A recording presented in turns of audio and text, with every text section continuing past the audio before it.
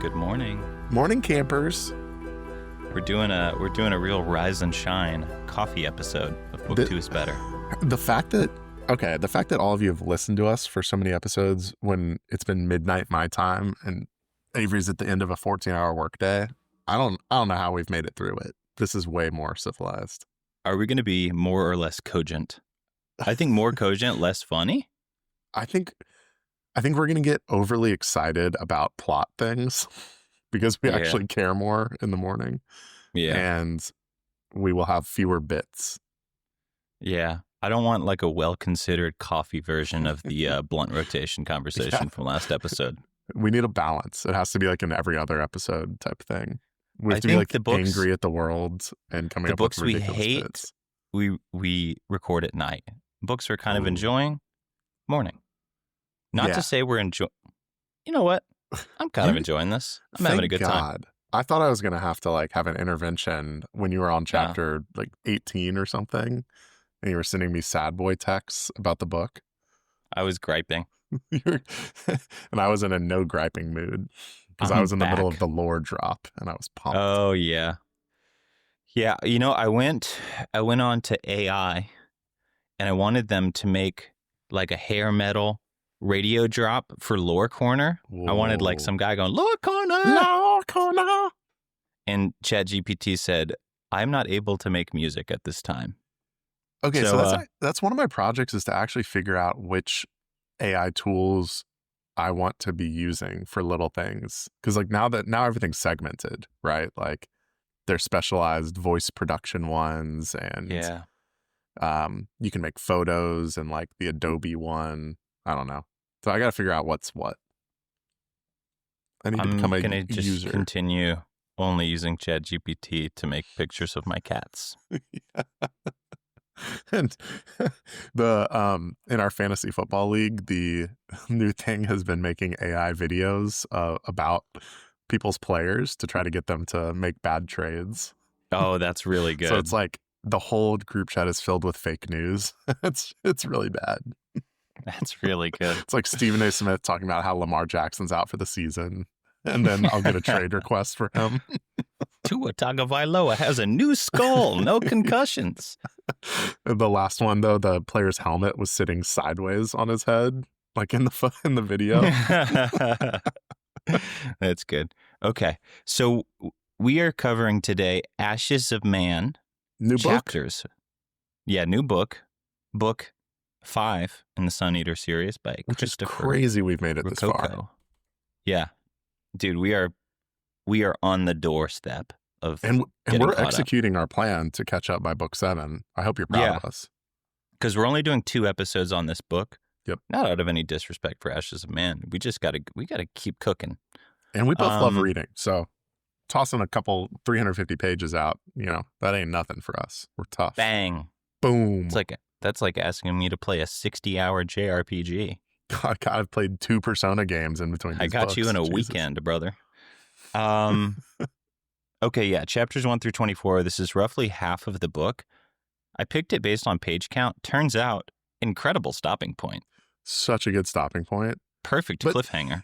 To be fair, honestly, like he's divided the books in a way where almost all of our stopping points have been good in the whole recording history. Like the thirds, I think previously the thirds were really good stopping points. This book was a perfect 50-50. Unless we kind of fucked it with Kingdoms of Death, but we also didn't do a third because you had to go to Greece. So yeah, that's true. That was on us. That was not on Chris. Chris is nothing if not methodical. To be fair, there was no good stopping point once we hit the planet of EU. It was just all Cielson lore for 300 pages. Yeah. But we're back, baby. New book. We're fresh. Before we get into that, I got a question for you. Rip it. Beyblade. You're good personal friends with Lin-Manuel Miranda.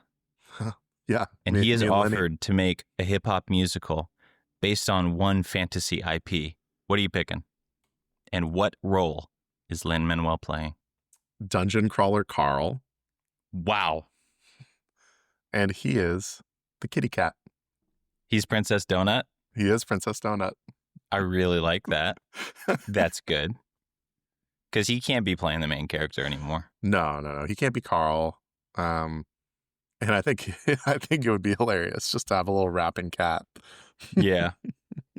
Okay, that's really good. I like that a lot. What's yours? Dune. Oh my God, but who is he? Shai Hulud. Oh my God. Yo! I'm the worm! I got a big old mouth. Paul, you ain't shit! I'm gonna get you, Paul. Oh shit, he riding me. JK, you can ride me. He can ride. Yeah. Wow, that's a good prompt. Thank you. I think there's a lot of potential there. Okay. Should we talk about AOM? Yeah. It was how are you feeling? I liked it. I said I was gonna damn it with faint praise. Okay, let's get a little positivity from Avery. I'm enjoying it, treading a lot of familiar ground. But it's not necessarily chafing me. But the question is, do I want to be chafed? Yeah. God damn, did I love reading and talking about communism arc, even though I thought it was awful.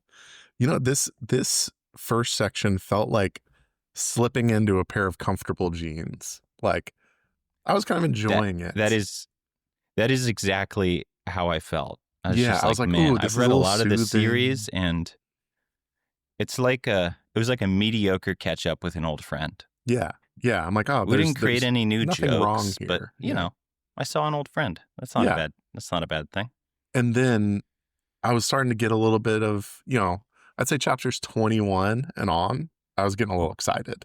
It was getting a little frisky. So not necessarily because the structure changed or was anything like innovative in the series, but we're escalating. Like things are getting bigger, I guess.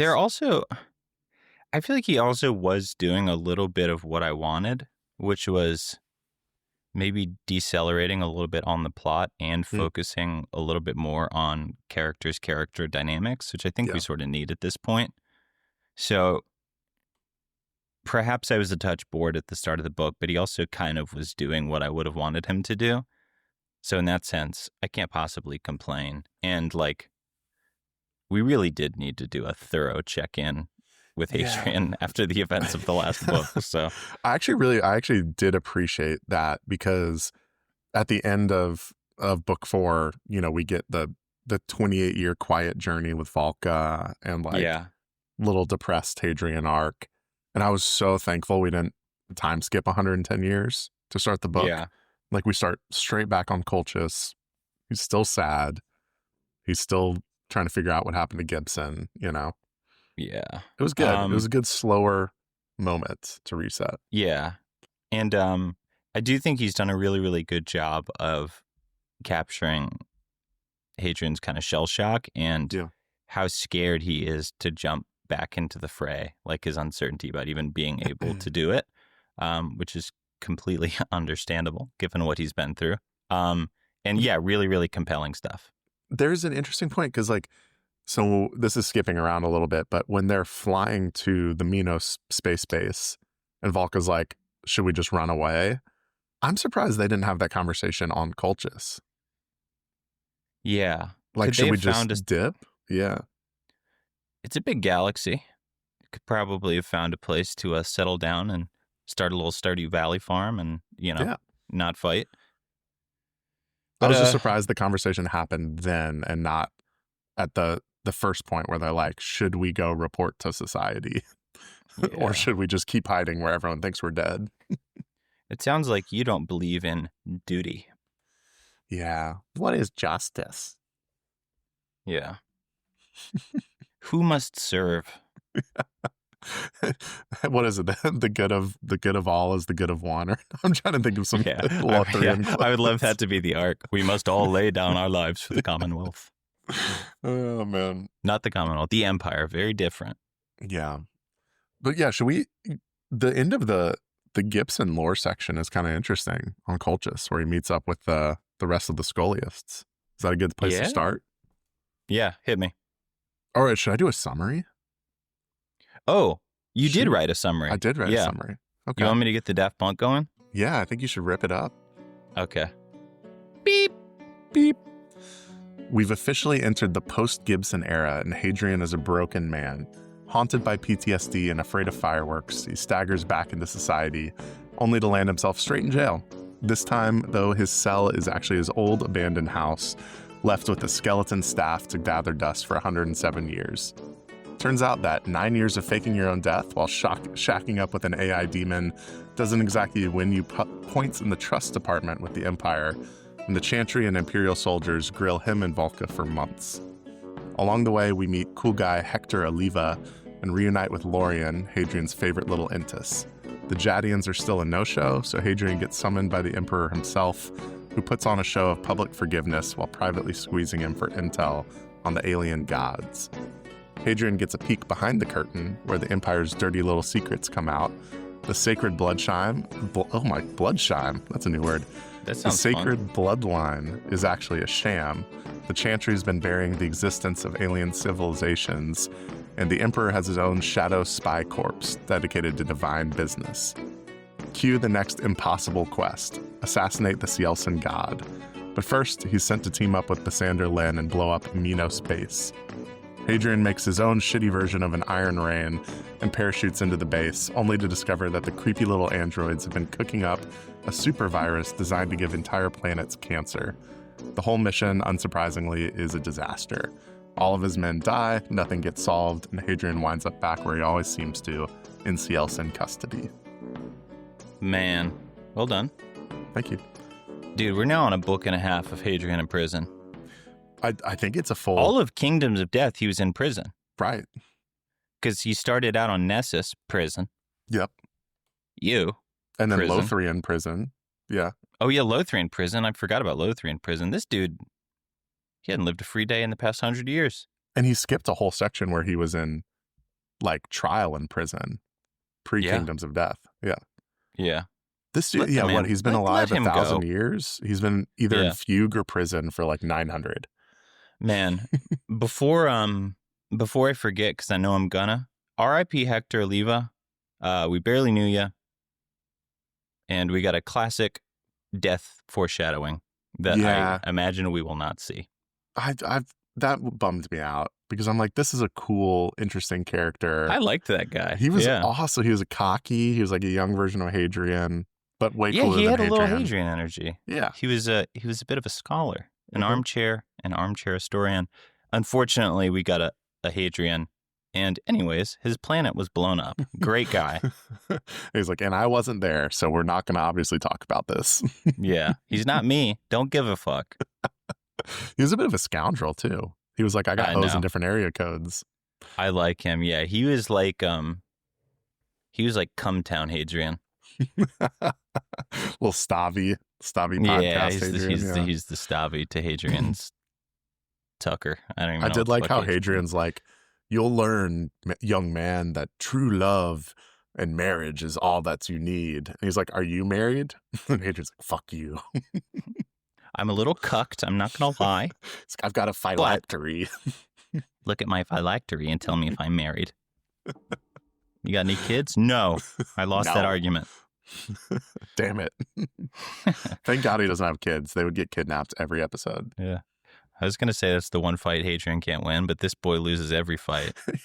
He's on a pretty big heater of losing streaks right now. I don't know. It's like, no, he doesn't win. He just escapes fights. Yeah, when's the last fight he had a resounding victory?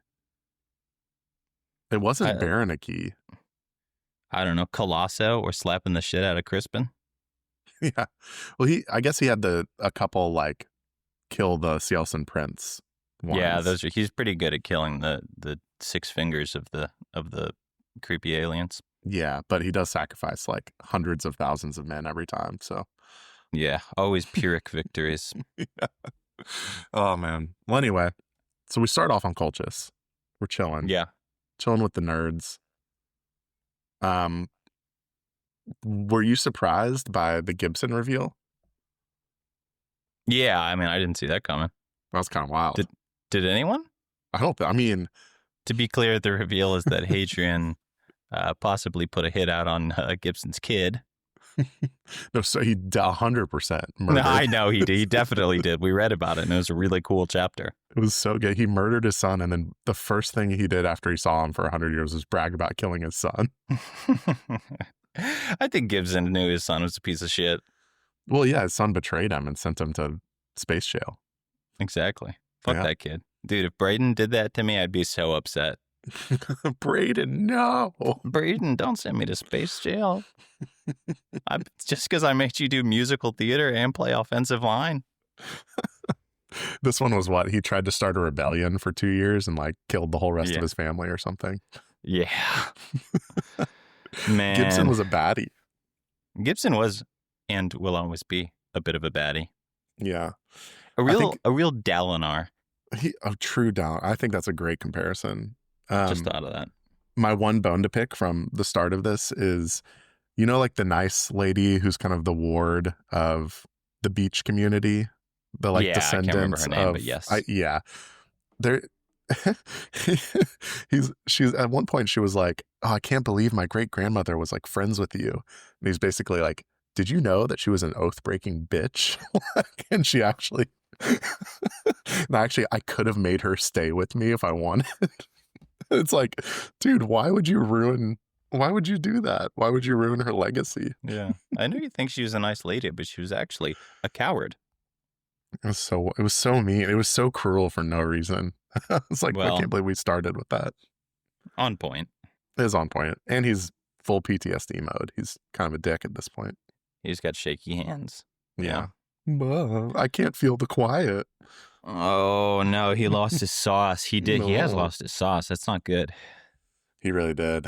But yeah, where do you want to take it from here?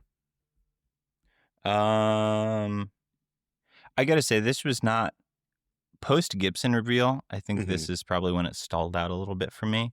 Yeah. Because my goodness, have we seen some questioning arcs before? And just narratively, it felt like we were reliving the book we had just read 3 days before. Yeah, it was a bummer to have a whole section just dedicated to retelling the story in interrogation. Yeah. Chris, we read that 3 days ago. Well, yeah, we literally did. I guess there's something we said. This is like when you're binging a show and they have a recap portion. Yeah. You're like I'm literally on my 9th episode of the day. This probably isn't how the books were meant to be read. But he hasn't done this in the past. In the past, It's always been like a somewhat disorienting start. It's like, where the fuck are we? Yeah, 100 years in the future. That's very true. But yeah, and I think the part I got most excited for in this was potentially hearing a true other perspective of Valka when she is teed up to give her side of the story. And yet it's just Hadrian interrupting Valka as she tells her story. And I was so disappointed. You bit on the fake. You jumped offside. A bit hard. Yeah. Yeah. Well, we did get a half page of another person's perspective before Hadrian intervenes and starts quoting. Kind of. But I was also, there were so many twas and twods and twers in there that I also she was wasn't twirling enjoying it myself. up, man. She was. Yeah. I meant to take a photo of it, but I saw a license plate here that had twas in it. No way. I was going to post an r/Stolen Empire. Yeah. Valka spotted driving a Tessie? A Tessie? I think Ruocchio could have used his own advice that one cannot step in the same river twice with this section. If it feels like you can step in the river potentially dozens of times, at least from a writing perspective. Don't mess with what works. Yeah. Yeah, so that didn't really do it for me, and it kind of went nowhere. Well, it's just like a transit phase. I feel like nothing really happens till he meets the emperor. But yeah, no, that's sort of what I'm saying is like, yeah, we get it. People have questions about what he was up to, but like I feel like that was dealt with in a much more interesting way with our new favorite dude, Nicephorus, like a few chapters later. God, Nicephorus. What a baller. He's my new Gilliam. Yeah. I mean, he is a Lilith's freak also, but in a different way. I thought he was an androgen freak. Oh, is he? Yeah, I thought he was one of the androgens. Am I wrong? I don't know. I thought he was an Entis. Also, does Hadrian refer to the androgens as it? Oh, that's a good question. Is he? Because I got a feeling he doesn't say they, them. I think he's dropping it, which feels not nice. Yeah, for Mr. Pronoun himself, you know. Yeah, this guy loves pronouns, but you can't be, you know. If you misgender a and chooses. Cielson, I mean, good Lord. Yeah, he'd be correcting people. He do be. And the quiet. He's real big true. on the quiet being a he. Quiet is one person. Quiet got a hog. Quiet's moving that ass backwards through time. Yeah, there's another question for Chris. Does Quiet got a hog? No? All right. Cool. You know who the best couple would be? Is the Quiet and Octavia. Like as a romantic couple? Yeah. I like that. I should. A god and a buff Amazonian? Yeah. She's the only one who could tame him, you know? Yeah. Yeah, she's a bruiser, isn't she? Yeah.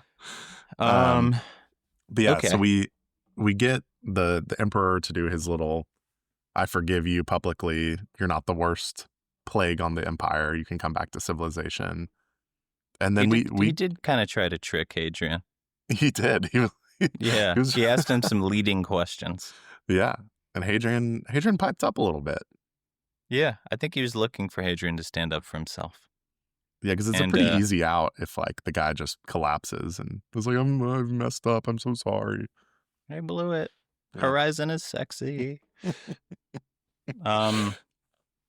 Yeah. Okay. Why are the Jadians still not here? No, they are here. No, like the fops are. The little like Jadian courtesans are here. Oh yeah, where's like the Black Prince of Death? Right. He's been coming for hundreds of years. No, maybe he's hundreds of years away. That's so long, dude. I don't understand space travel. Yeah, maybe it's. I wonder if that's going to be one of those in Shadows Upon Time at the darkest hour. Yeah. Surprise! The Jadians show up. Yeah, Gandalf. The whites coming over the crest of the hill. Yeah, riding horses down an incredibly steep hill with 5,000 high matter swords.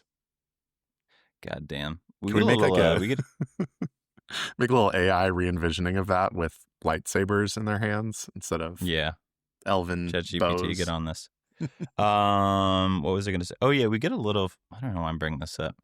We get a little lore about how the high matter swords are made. I don't know if we knew this already, but they're all like, you just have to run a particle accelerator for a fuck ton of time until random chance creates the pentaquark. I thought that was pretty cool because and it's hard to imply rarity with things when you're in like space tech land. And so the one problem I have with it though is that like the Cielson have 1,000 that they just gave as a gift. And that really fucked up my perspective of high matter swords. I see what you mean, but for whatever reason, I didn't feel that way. Okay, they still feel rare to me. I don't know. Well, I thought they were, because nobody has one on this entire planet of Nessus, except for the Emperor's Guards or whatever. Right, yeah. But the army. In high school chemistry, I wrote a research paper on the Large Hadron Collider. Oh, wow. So I've always had a little bit of love for particle accelerators. Pretty cool shit. Was that Berenike, the planet that just had a string of Hadron Colliders around the equator of the planet? It was, I don't know what planet it was, but it was the fuel depot where they had the action sequence at the start of Kingdoms of Death, and that's where they create all the antimatter. That was cool. They're just zipping some atoms in a big circle. Yeah. I like that. I thought that was a good description. I actually also appreciated the world building of, I think, what is it, Cartea or Nessus or whatever. I don't know. I thought the way that he described the planets in this one was interesting and kind of like the post-Cielson rebuilding phase. Oh my gosh. Like they bring in a prefab home. Yeah, they're like lowering that was really cool. New planet on top of the smoldering ashes. That makes total sense because they've gotten so good at building shit in 0G. Like, it's probably more efficient to do that. So, they just airdrop them a new city. kind of wild. I loved it. I thought that was fascinating. Cool stuff. It's in like a little Attack on Titan ring. Mm-hmm. Although the walls weren't built here, but I guess typically they just sort of drop like a city nucleus in the middle of big walled ring, and then it grows from there. Well, Attack on Titan walls. Attack on Titan walls have a little bit of, it's a little different. Is it? I've seen like 12 episodes. Okay, all right. Yeah, no, we're not going to get into it.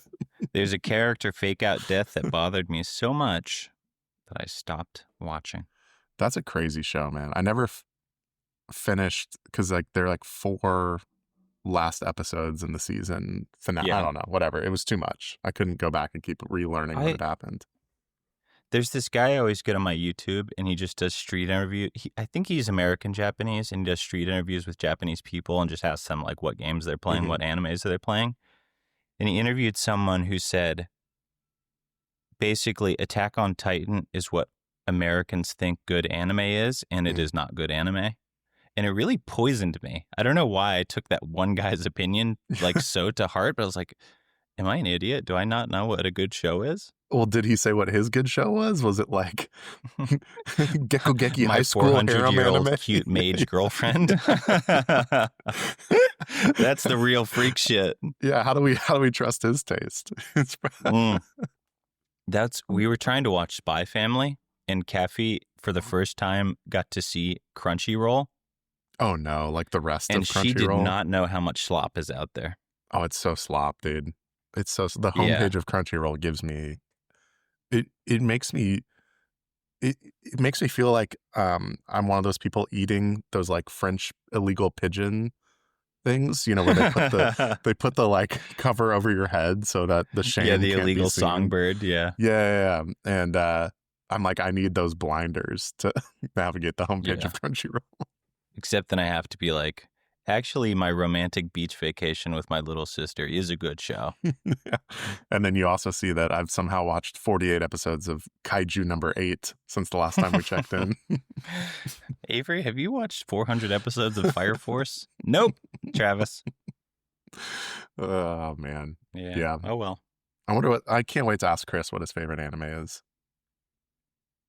Probably my romantic beach vacation with my little sister. I bet he's an Attack on Titan guy. But you think? Yeah. Yeah, because it's got a little bit of that seriousness, that grit. Yeah. All right, should we get into... I kind of feel like we're on to Lore Corner.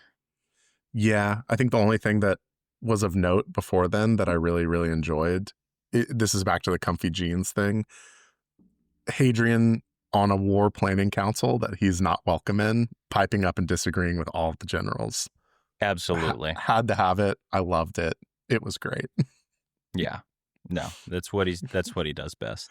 Yeah. If you can pipe up in the middle of a fucking C. Elson meeting about his own death, then he's going to be real comfortable here. This is comfortable ground. He's like, I know these guys. But obviously he gets kidnapped again, but this time it's not by the C. Elson. It's by Nicephorus. It's a good kidnapping.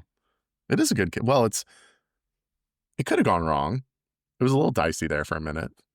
I guess they did ultimately send him to kill a god and send him on another impossible mission. So maybe a bad kidnapping. Good for us because lore. But yeah, the emperor is kind of bought into the idea that Hadrian is like the new god emperor reborn, kind of. Yeah. Nicephorus is not bought in. Nicephorus not buying it.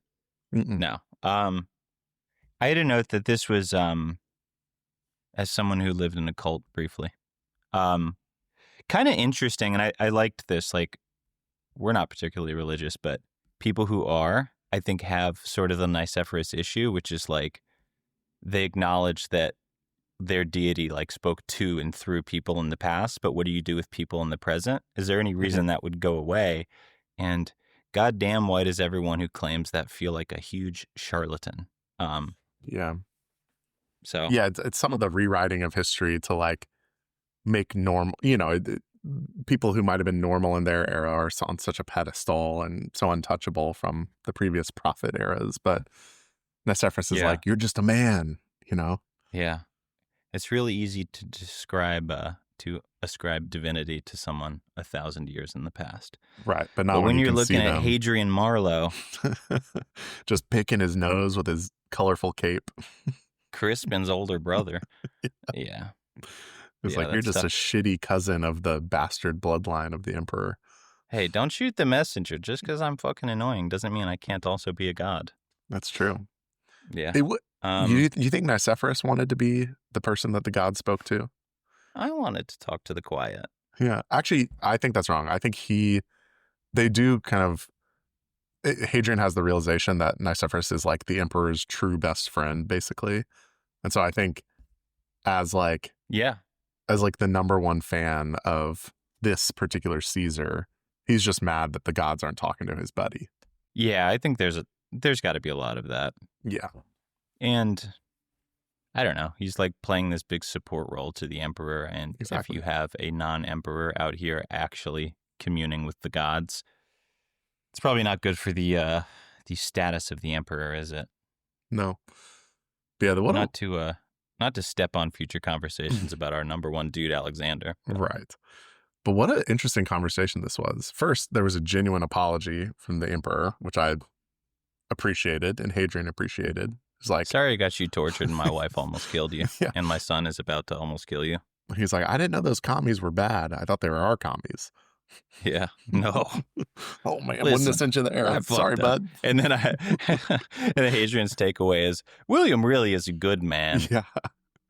Oh man, the Hadrian like empire worshipping is just he's slopping up the empire at this point. There was a quote. This is actually from earlier when he should have been even like less impressed with the empire, but he said the highest good and cause of civilization is to preserve and conserve what is good. And I was barfing at that quote. I didn't like that. Yeah. A statement so vague, it feels bad. But yet somehow conservative. Yeah. It's like, yeah, I like good. But something about the way you're saying that makes me feel like we don't agree on what's good. Yeah. There's a long quote somewhere. I'm sure we'll pull it up at some point where he talks about why the empire is good, But this was interesting seeing the conversation for me because after an entire book of Kingdoms and Death, I had forgotten all about their previous conversation about the Quiet. Like I forgot the emperor knew about the Quiet. I forgot he was interested in them. So I was like, oh shit, yeah, this guy's like, he really just wants some knowledge. He's thirsty. Yeah. I hadn't forgotten about it, but I was real excited to go back to it. I'm a lore junkie. You know me. Mm-hmm. So what we learn ultimately is that Lore they all know the same shit, but they have different names for everything.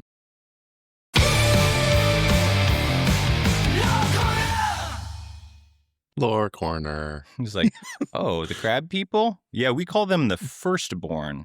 And what do you call the watchers? Oh, we call them the big boys. I was furiously that was my only notes. complaint about the lore corner is like they all knew the same stuff and it was just kind of a terminology discussion for a little bit.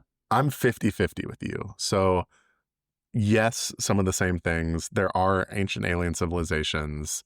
The Chantry knew about them. There's like 3 to 4. The Quiet is like the oldest. And the Watchers are real and they know all that. So yeah, that was kind of like coming back, baby. Yeah, exactly. That was kind of a recap. But some new things. The Emperor's bloodline is a lie.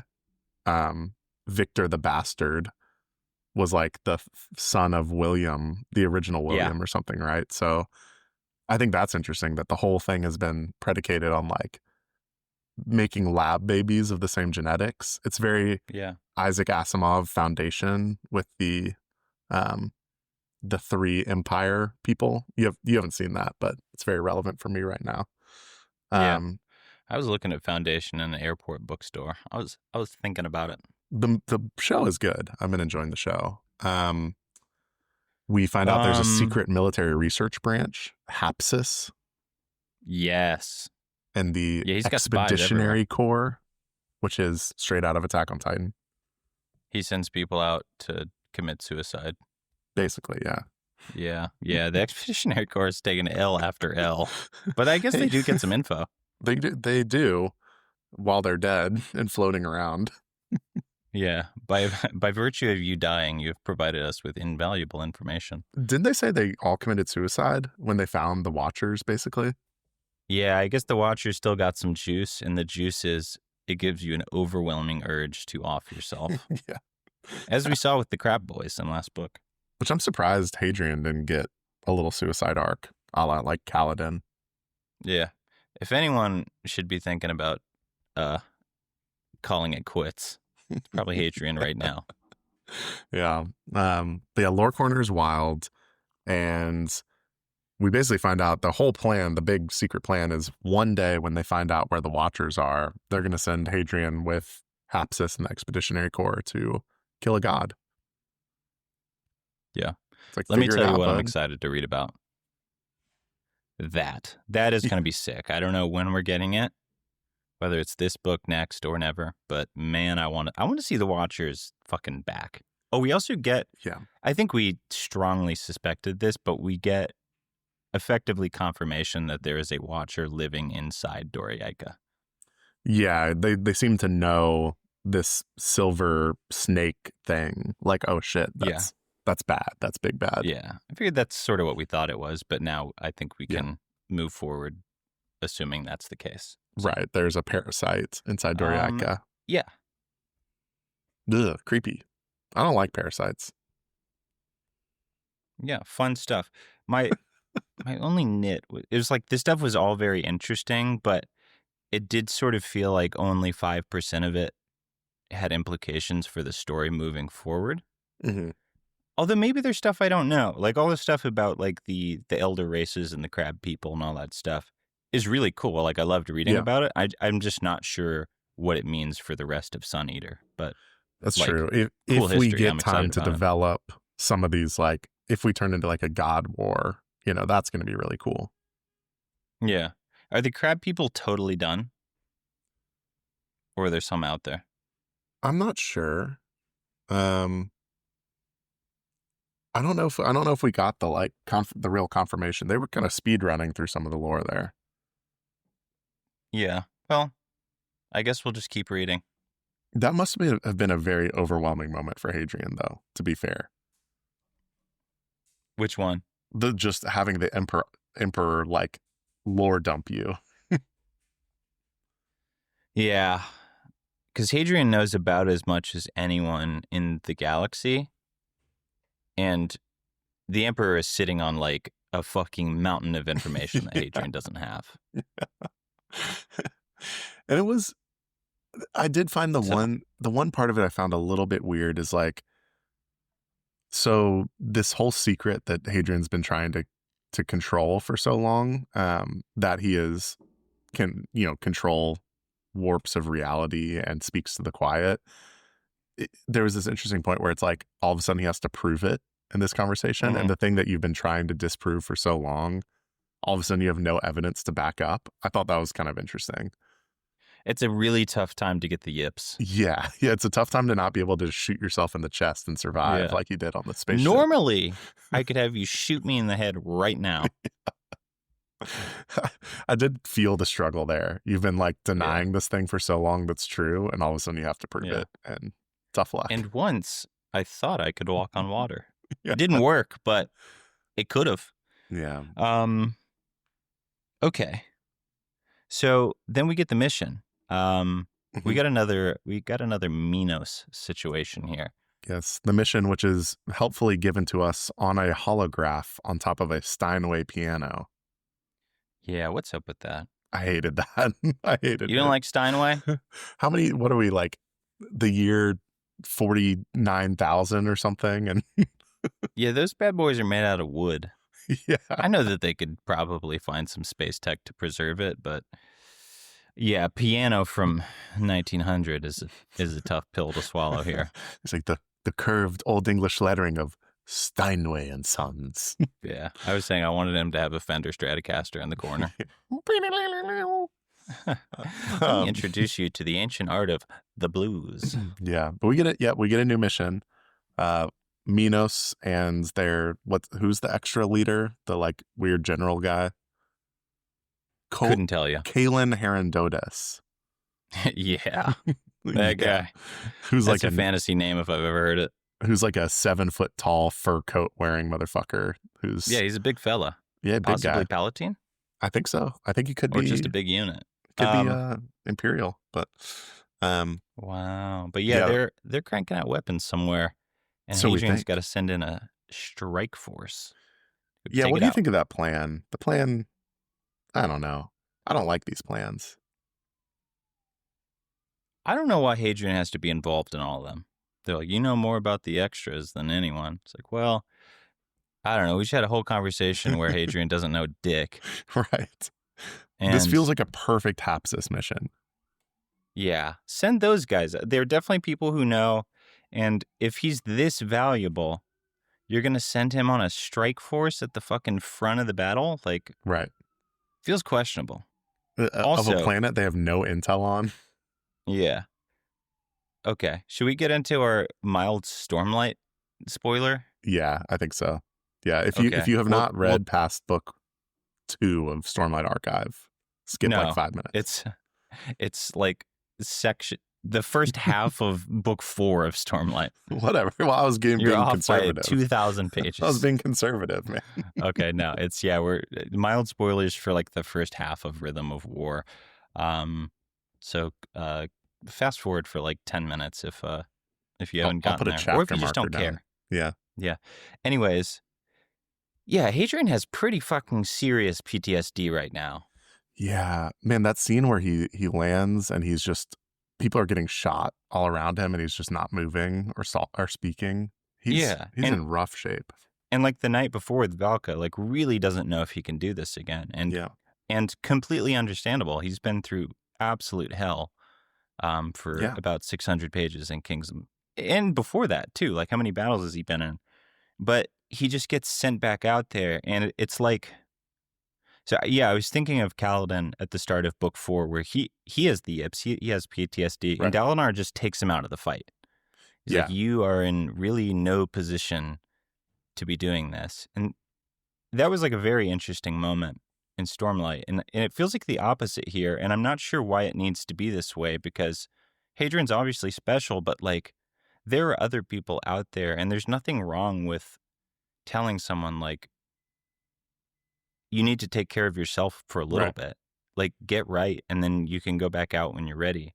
But it seems like even the author is suggesting like, no, you're duty bound. You need to go. It's like, I don't know, but it's bigger than any one person. Like it was very strange. And the contrast between William and Dalinar, I think is so interesting because it's like, man, could have Hadrian, he could have used a Dalinar right there so much. Just like, buddy, it's okay. Like take a little break, tell us what you know so we can be better. But the Emperor and this one is just like, what is he? He's like, these chains are like ours to bear, not to drop or something like that. Yeah. And, it's just and I get that. Like they're important guys. They're fighting a war. Like these are hard times, but like, does that mean that Hadrian needs to go take out a weapons depot with 100 men right now? Like, I don't know. Probably not. It's also confusing because, I don't know. Why send him? Like, he's just physically repaired himself. He doesn't have his best weapons. He has none of his, like, old men who are loyal to him. And so you're just going to, like, put this random old bitter man in charge of just soldiers. And just papering it over with more about the extras than anyone. Except all the people that have been... is almost certainly not true. Yeah. Given what we just learned, that the Emperor knows fucking everything about everything. And 2, I'm not even sure how that knowledge about the extras would really be that helpful in blowing up a weapons depot. Don't we also get a hint that like Basander and Hector Oliva have also all fought extras in different planets? Like they're... Yeah, send Basander out there. At this point in the battle, or in this point in the war against the Yeltsin, it's been hundreds of years of fighting the extras. Like there's got to be some people who've done it. Yeah, back I guess to it's just poor a little Hadrian, bit of main man. character syndrome. But I didn't like the thematic. I don't know, just sort of the you must fucking lay yourself on this pyre. I get it that it's bigger than they are fighting for the fate of humanity or whatever. But this mission he could have sat out. Throw it out I there. agree. I agree with that. Well, he's back in fucking prison. So Damn it. shocker. Doesn't go well. Yeah, but I mean, he's not doing well leading up to this battle. Did you think it was weird that Valka tried to top him off to get him to fight? Yeah, it's also her. That was one of the weirdest things I've ever read. He's like cuddled up, in like the fetal position, and she's like taking his pants off, It's like, what might make you want to rush into battle? A little sucky. What the hell? That was weird, man. That's crazy behavior by Valka. I didn't love that. I feel like, Hadrian's just getting torn to pieces in this section.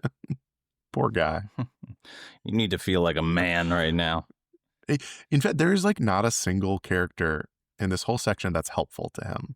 I have to say that. Like, helpful in terms of healing. Like, Hector Oliva beats him up in training.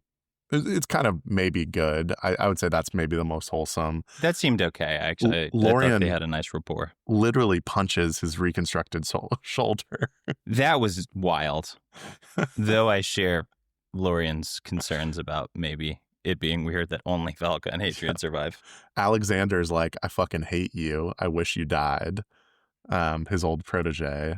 The emperor's servants try to assassinate him. The emperor and Nicephorus are like, you're a piece of shit.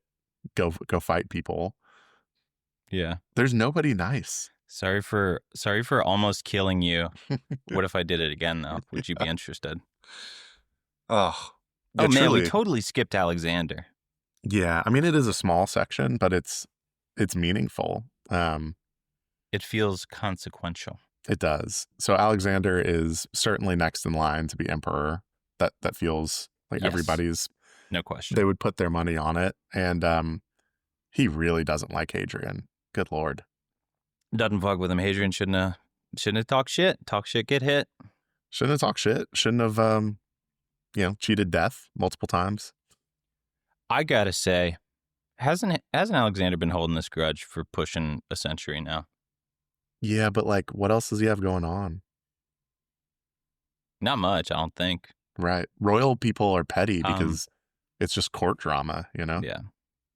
Yeah. And in Alexander's defense, I doubt it's probably not the Hadrian talking shit thing. I think it's more of the a possible deity floating around when you're next in line for the throne. Who can probably doesn't feel good. Take your seat whenever he wants, Yeah. So I understand that. Yeah. I also understand. So the mistrust that Alexander has in Hadrian, I also very much understood from Stas, the soldier who was in the company with Hadrian. Is Stas the potty mouth?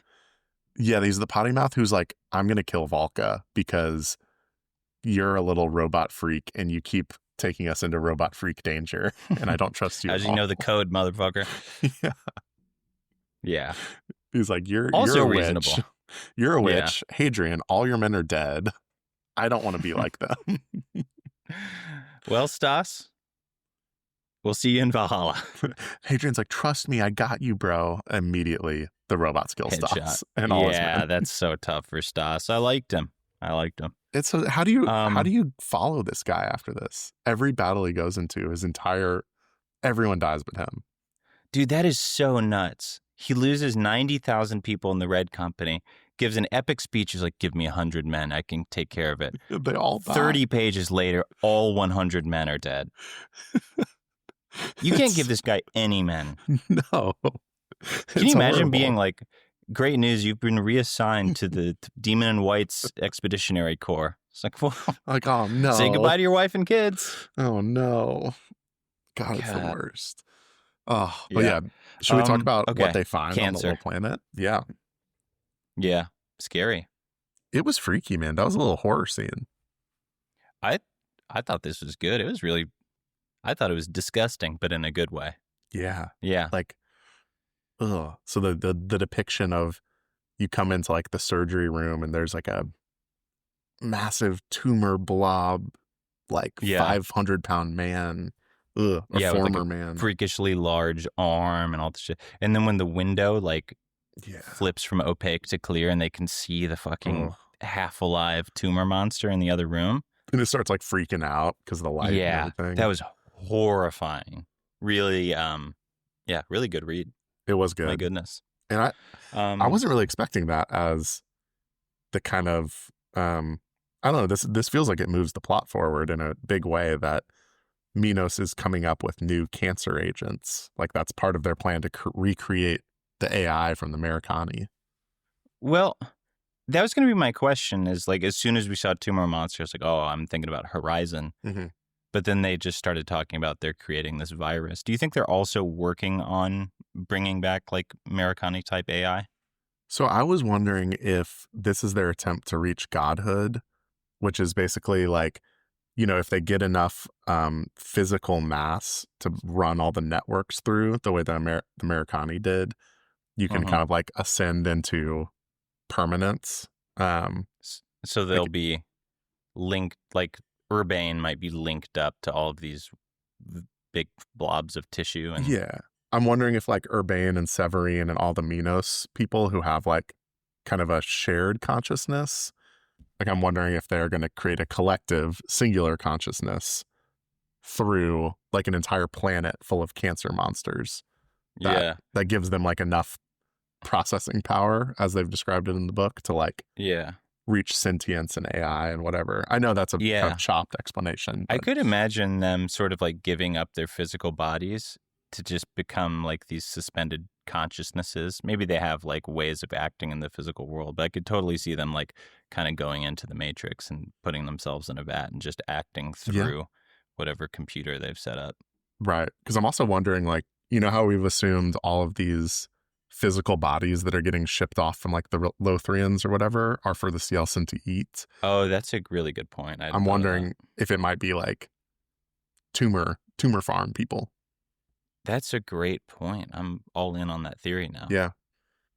Nice. So I like it. It's weird. I mean, it's one, you're scared because it's like a chemical bomb agent that can turn, apparently the airborne virus that can turn a whole planet into cancer.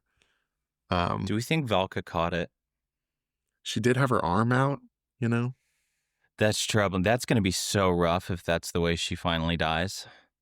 What if she never dies, man? Well, she's got to eventually. I don't know. I truly don't know. Becomes a god. I'm like 3 books off in my prediction of her death, so. 'Tis me, God. 'Tis I. A diamond. Oh, also my favorite little part of the sequence is when they find the janitor robot the first time. Yeah. And they're like, what the fuck is that? Is that a demon? She's like, Wally. It's sweet. Yeah. He's like, beep boop. Excuse me, I gotta sweep. I'm sweeping. But you guys are dirty. The second time around, they just shoot the crap out of it. So they're like, I'm not taking any chances. Yeah. Man, so that's that kind of takes us to the end. Our dear friend Urbane. Yeah. Not a good guy. No. Shows up, assassinates his 100 men, and takes Hadrian and Valka prisoner. Ba-boom. Yeah, boom. Where do we go? What do we do from here? Where do we go? I hope Hadrian doesn't get tortured again. I don't know if he's ready for that. Well, so my thought when they were in the middle of this mission is like, you know, they start it and they're like, our fleet is but 2 hours away. As soon as the Ascalon sends its space telegraph to them, they'll come in and, you know, they can fight the ships or whatever. Why does that always seem to be the plan? They're like, we can totally send the signal off world to have our backup come in. And then they just like never, when were they going to send the signal?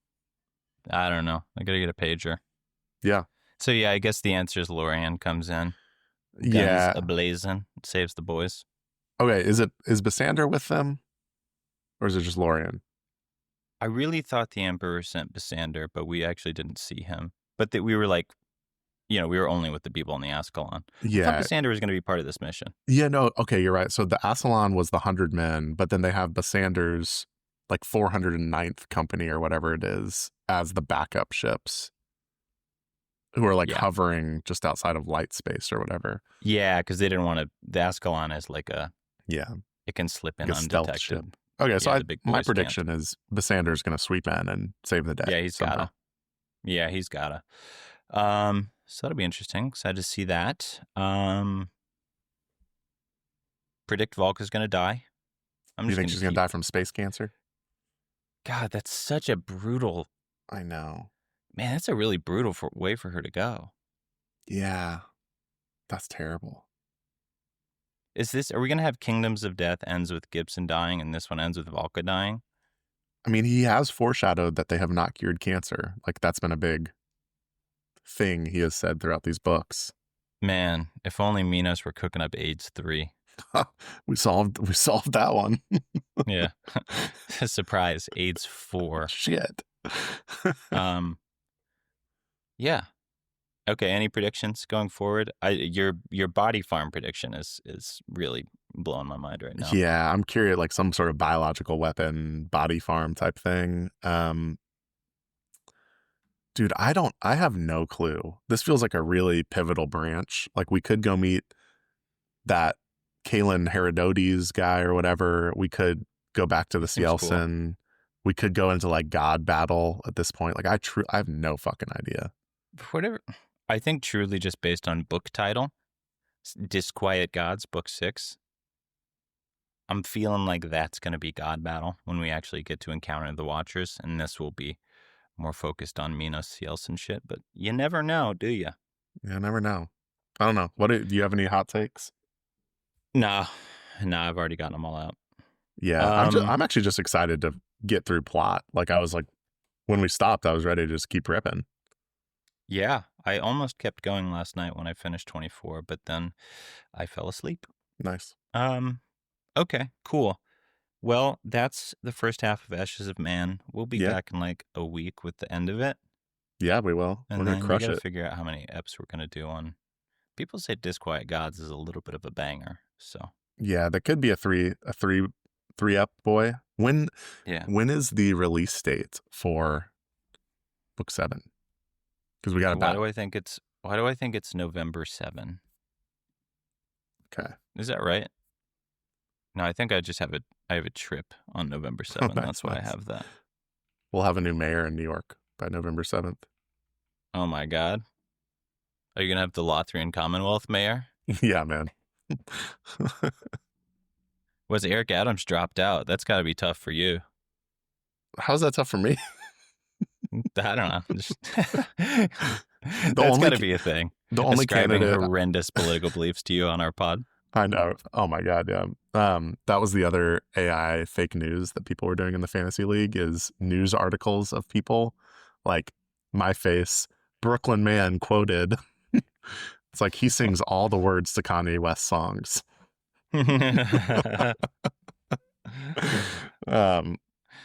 Yeah, the only guy I didn't like in the New York City mayoral election was the one who wanted to get rid of golf courses. That's a bad take. That's a tough take. But anyway, okay, when's this book come out? I realized my keyboard wasn't plugged in because I have my mic plugged in instead, so I couldn't Google it. Oh, that's the day before my birthday. Oh my God, happy birthday. Chris. Thank you, Chris. That's really nice.